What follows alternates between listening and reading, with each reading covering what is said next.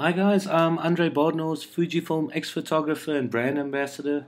Today we are going to be discussing the lighting setup of an image I shot for the Taalgenoot's cover.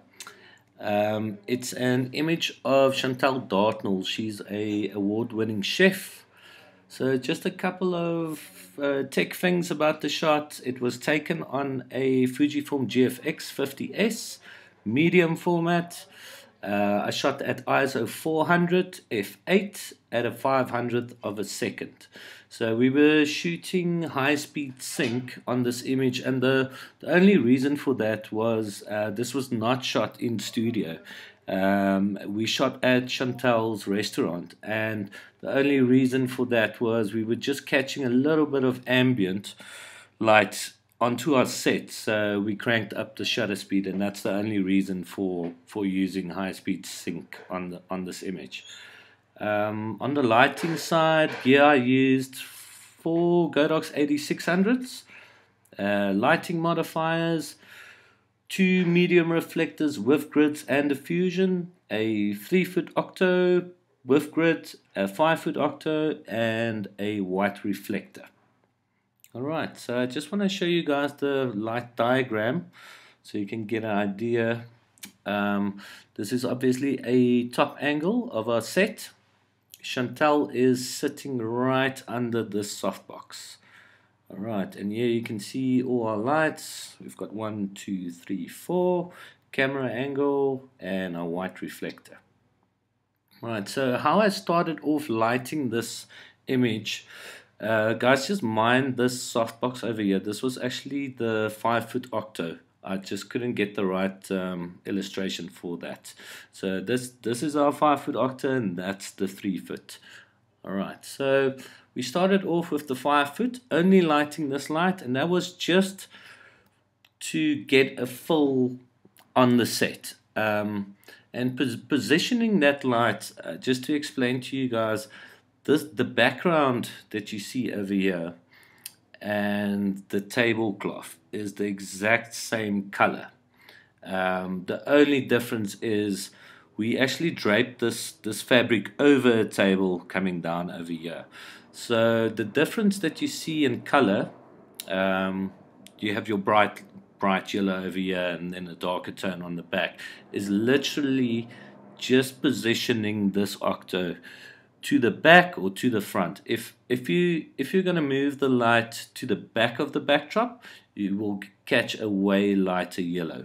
So I decided to hover this right above Chantel, so that we have a brighter yellow on the actual table, and then the light is falling off. So that's why we got the darker tones in the back there. Alright, so I also obviously use the octo just to, I know that that's going to light fill my shadows in a little bit, but it is not intended to light my subject really. Alright, so the next move was adding in rim lights. I started with the 3-foot octo. This light was also gridded. And it was just catching the back. It was firing from there, just catching the back of Chantel. If we go back to the image, you can see the rim light just on the dress over here, coming all across here on her hair. The hair light over here is obviously a combination of that rim as well as the octo catching her there. You can see that rim catching her ear as well. Right, and then the next move was adding in another rim light, which was a harder light. I used a medium reflector with 30-degree grit, and that was just to light the other side and just to make Chantel pop off the background. And that's obviously also the reason why I love using rim lights, and it's just to pop my subject off the back. You can see that light catching her just on the shoulder over here and across her face down over there. When it comes to rim lights, I like exposing them about a third of a stop over camera exposure, so they just pop. But it's, again, I love taking my images and chimping and doing my power settings until I'm 100% happy with it. So it's not really a rule, but that's kind of something to go with. Right. So the next light we added in was our key light. And that's our key right over here. Again, I used a medium reflector with a 10-degree grid, and this was just firing right into Chantel's face.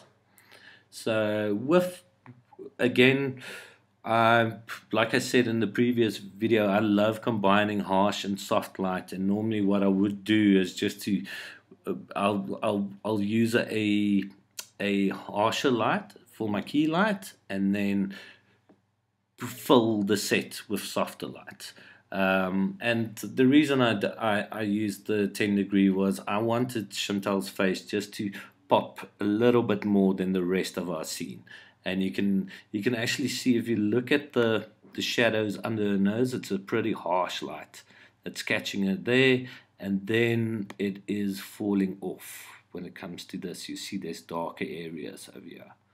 And that was the reason we used the 10-degree grid on the key.